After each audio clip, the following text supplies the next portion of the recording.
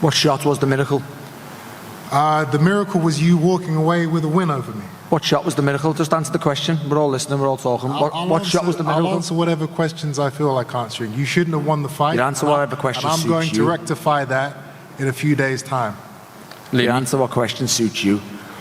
Let me ask you, Liam, you heard what Chris had to say there about the changes, but a quote that I picked out that you said the biggest difference between you and your opponent is that you're still able to retain information, still learn, still listen, that you believe that regardless of who's telling him, be it Roy Jones or on this occasion Brian Bomac McIntyre, that it doesn't stick?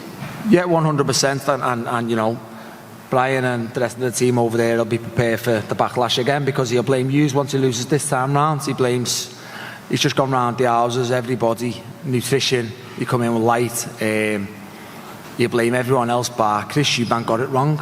You made too many mistakes, you made the mistakes, Roy didn't make the mistakes, Bomac's not going to make the mistake this time, you make the mistakes. Just take it on the chin yourself. You lost the fight because you got nailed. And the miracle was just how easy it was. I said, I touched you. The fight never even got going. I touched you, and you know, what did you say, Chris? You've never been hurt. I hurt you. You've never been dropped. I dropped you.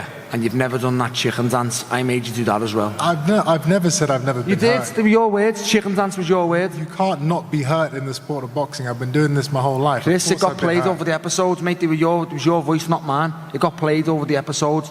You've never been down. You've never been hurt. I have never been down. But of course you have now, and I've done it to you. Of course I've been hurt. This is the boxing. And you've never done the chicken dance, and you've done that last time out too. You get hurt. But the fact of the matter is, it's actually all irrelevant. What was said, what was done, it's not going to change anything now. You say this when you've got nothing to say, Chris, but we're here, we're at a press conference with a bunch of public and a bunch of media who are asking these questions. I can talk all day, my friend. That's very well documented. But again, what was said, what was done previously, I'm not even focused on. I don't care. All I care about is the preparation I've had, which has been excellent, and the performance I'm going to have on Saturday night, which is going to be exquisite, supernatural. It's going to be a beautiful artistic display of savage boxing, and I cannot wait. I said the exact same thing to you last time. You said all this shite. Good luck, Chris.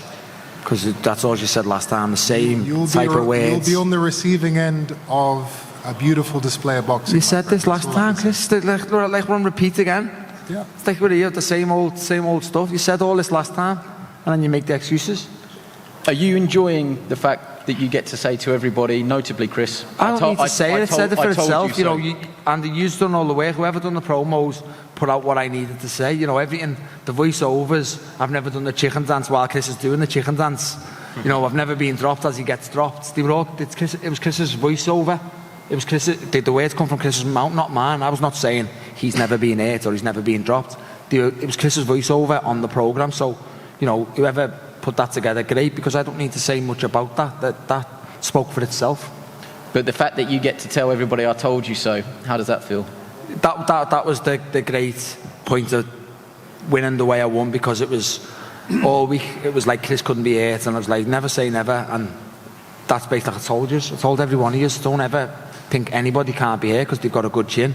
I still do think he has got a good chin, but he got it looking at the floor, and he went. And again, the same will happen to him again. If he makes the same mistakes, I'll punish him for them, and he knows that. Before we go to the trainers, Chris, you've mentioned, you know, you like it when it gets to a dog fight, and I know Bomac is very much a great motivator in instilling the dog in his fighters. It was a boxing match at times in the first fight. Do you believe that there will be a point in this fight where we will get that chaos breakout in centre ring? It's very likely. It's very likely that at some point the leather starts flying on both sides. But we have a game plan. You know, we have a strategy. I'm not going to give it away. I'm not going to say how I'm going to approach the fight. But I'm comfortable. I'm confident in what we are going to do to combat Liam Smith. Bomac, I'm going to come to you. Welcome. There's a lot of changes in the team, and you probably are the biggest one yourself, and Coach Red and Isao, Diguez, the team that you've got out there, straight off the back of one of the great wins in our era of Terence Crawford over Errol Spence. So congratulations for that and to the whole team. But specifically on this fight, what have you tried to instill in Chris Eubank Jr. in what is, relative speaking, a short amount of time? Well, all the things that, you know, a trainer wants to bring to a fighter to get him to that next level, I will say Chris already got it in him. So it just take me and my team to touch a few points, just to remind him of things that he already knows. It's real simple. A lot of people have criticised Chris in the past and said he just doesn't listen. It doesn't matter who's training him, he doesn't listen. From your experience out there in Vegas, you had a good student there that was willing to listen? I always tell everybody when they ask me that question is, Chris is a sponge. He soaks it up. He go out there and execute. Again, he already knows what he needs to do. He just needs somebody in his corner, a good team around him, just reminding him of the small, simple things. You two are veterans, you know, throwaway question, you're not going to answer it, but if you could tell us one thing that you guys can do different from the first fight, what would it be? Just correct our mistakes.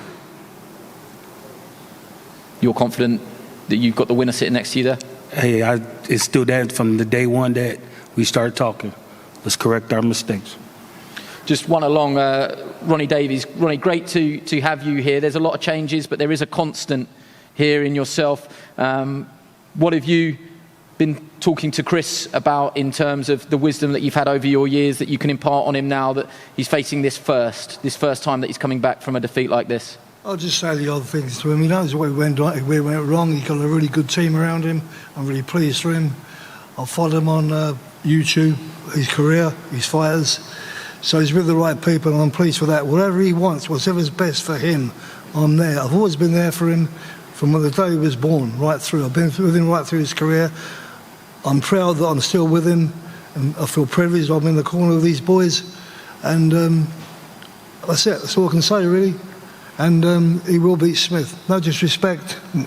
Liam, I think he's a great fighter, Liam Smith, and not to be underestimated one bit. That's all I've got to say, really.